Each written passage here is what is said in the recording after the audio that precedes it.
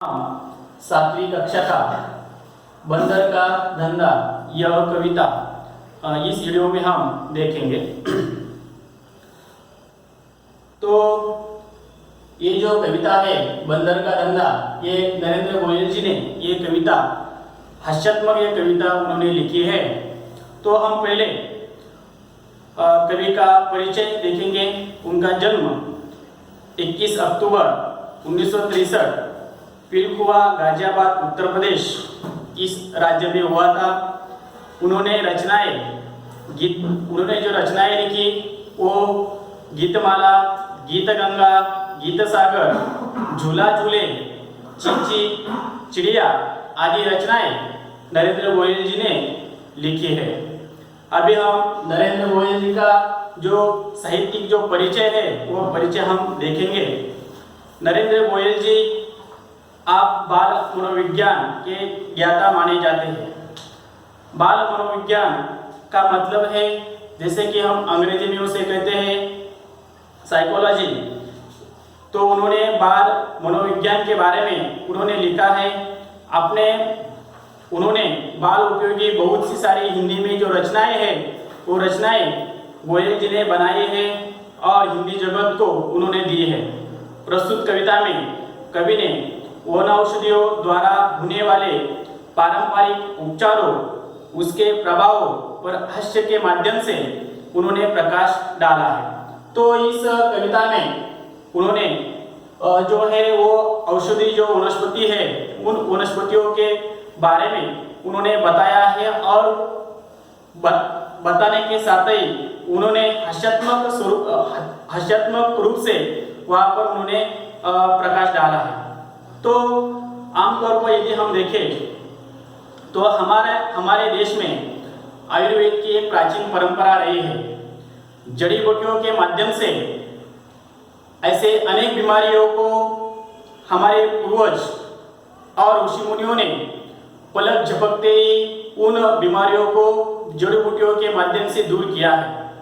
कवि ने इस कविता के माध्यम से हमारी प्राचीन विरासत तथा वन औषधियों के बारे में बताने का प्रयास इस कविता में हास्यात्मक माध्यम से उन्होंने किया। तो पहले हम कविता पढ़ेंगे, बाद में हम उनका विश्लेषण करेंगे। तो सुनो। हाथ लगा बंदर के एक दिन, टूटा फूटा आला, जड़ बंदर के पेड़ के नीचे कुर्सी में सड़ा। भालू आकर बोला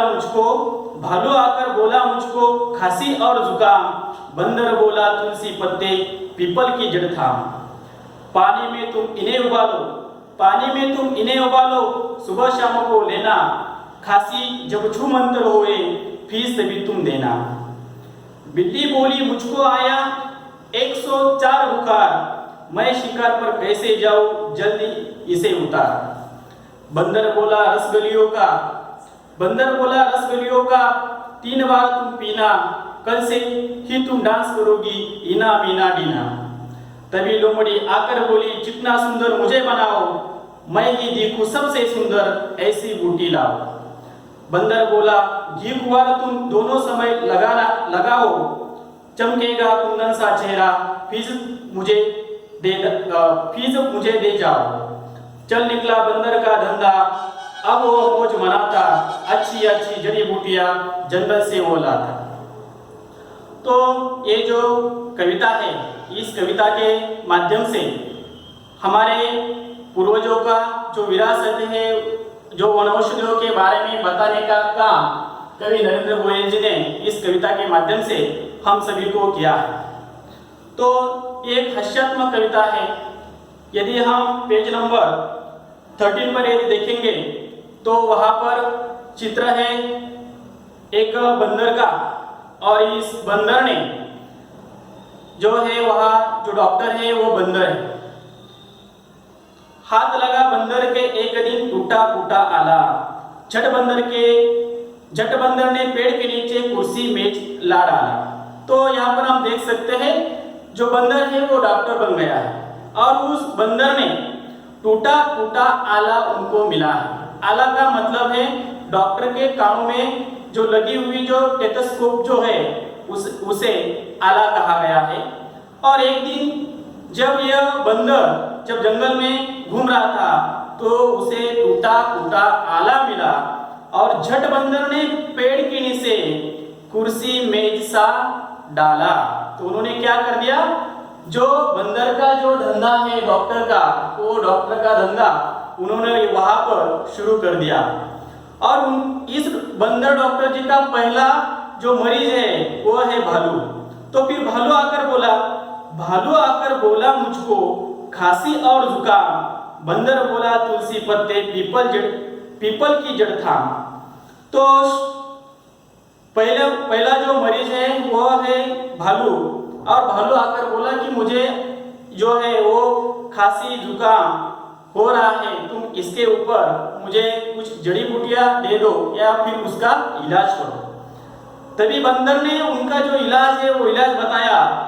तुलसी के पत्ते पीपल की जड़ थाम लो तुम और पानी में इन्हें उबालो, और पानी में उबालने के बाद तुम उसे सुबह शाम तुम उसे लेना। खांसी जब छूमंतर हो जाए फीस तभी तुम देना। जब तुम्हारी जो खांसी वो छूमंतर हो जाए, यदि वो खांसी निकल जाए, तुम्हें इस जड़ी बूटियों से यदि आराम मिले तभी तुम मुझे फीस देना। यह इस भालू के इस खांसी और जुकाम का उपाय इन्होंने बताया कि तुलसी के पत्ते और पीपल की जड़ थामकर उसे पानी में उबालना और सुबह शाम लेना। आमतौर पर हमें भी पता है तुलसी जैसी जो पौधा है वो पौधा आमतौर पर उसके पौधे के जो पत्ते हैं वो पत्ते आयुर्वेद के दृष्टिकोण से बहुत ही महत्वपूर्ण है। यदि हम वह हमारे घर के सामने यदि तुलसी वृंदावन हो तो हम रोज सुबह यदि 2-4 खाएं तो हमें भी खांसी हो जुकाम हो हमें भी उससे फायदा हो सकता है। तो उसका जो दूसरा मरीज है वो मरीज है बिल्ली। बिल्ली बोली मुझको आया 104 बुखार, मैं शिकार पर कैसे जाऊं जल्दी इसे उतार। तो बिल्ली बोली कि मुझसे मेरा जो बुखार है वो 104 के पार गया है और मेरा इतने बुखार के बावजूद मैं शिकार पर मैं कैसे जा सकती हूँ, इसीलिए डॉक्टर जी यानी बंदर जी तुम इसका इलाज करो और मुझे जल्दी से इस बुखार को उतारो। तो फिर बंदर बोला रस गिलोय का 3 बार तुम पीना, कल से ही तुम डांस करोगी इना बिना डीना। तो बंदर बोला कि रस गिलोय का मतलब है, गिलोय एक औषधि वनस्पति है और इसका एक सत्व भी बाजार में मिलता है। गिलोय वनस्पति का रस यदि बिल्ली तुम यदि 3 बार यदि तुम लेती हो तो कल से ही तुम ठीक हो जाओगी और तुम कल से ही डांस करने लगोगी। इसलिए उन्होंने कहा है कल से ही तुम डांस करोगी इना बिना डीना। आगे है तभी लोमड़ी आकर बोली चिकना सुंदर मुझे बनाओ, मैं ही दिखूं सबसे सुंदर, ऐसी बूटी लाओ। जो तीसरा जो मरीज है वो है लोमड़ी। लोमड़ी को कोई बीमारी नहीं है, लोमड़ी को कोई बुखार भी नहीं है, खांसी भी नहीं है, उसको कोई बुखार भी नहीं है, लेकिन लोमड़ी को क्या बनना है, चिकना सुंदर मुझे बनाओ। उसको चिकना बनने का सुंदर बनने का बहुत ही शौक है और वो चिकना और सुंदर बनने के लिए वहां पर आई है।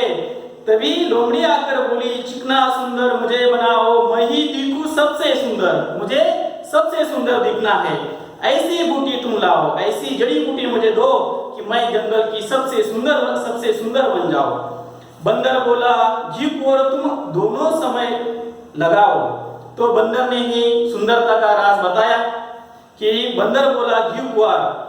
तो घी कुंवर का मतलब है जो एलोवेरा जो है, तो एलोवेरा जो है उसका तुम प्रयोग करो और सुबह शाम तुम इसे लगाओ और सुबह शाम लगाने के बाद तुम इतनी सुंदर बनोगी, इतनी चमकोगी कि कुंदन सा तुम्हारा चेहरा हो जाएगा। कुंदन सा मतलब शुद्ध सोने जैसा लोमड़ी का जो चेहरा है वो चेहरा हो जाएगा।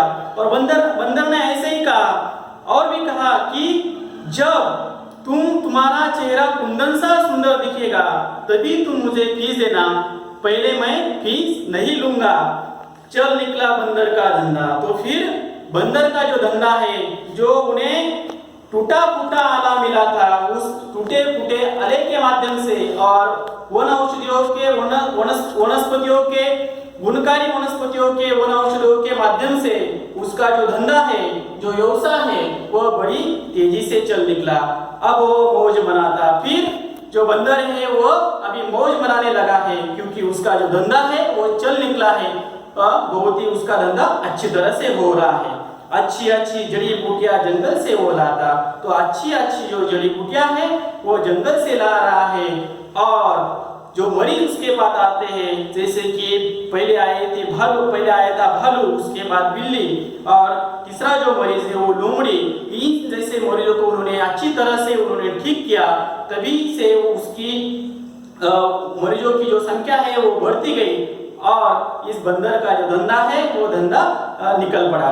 और इसी तरह से हास्यात्मक एक कविता है, और ये हास्यात्मक कविता हमें हास्य के साथ साथ ही हमें और भी कुछ बताती है कि हमारे देश में आयुर्वेद की जो प्राचीन परंपरा है, जो जड़ी बूटियां हैं, उनका हमें इस्तेमाल करना चाहिए। और जो पूर्वजों ने, जो ऋषि मुनियों ने एक पलक झपकते ही जो बहुत सी बीमारियां दूर की थी, इस कविता के माध्यम से कवि इतना ही कहना चाहते हैं कि प्राचीन विरासत तथा औषधियों के बारे में उन्होंने इस कविता के माध्यम से बताया है और उनका इस्तेमाल प्रयोग में लाने के ऐसा प्रयोग में लाए और हमारी प्रकृति और हमारा जो शरीर स्वास्थ्य है वो भी आबादित रहे। यह भी कवि इस कविता के माध्यम से कहना चाहता है। धन्यवाद।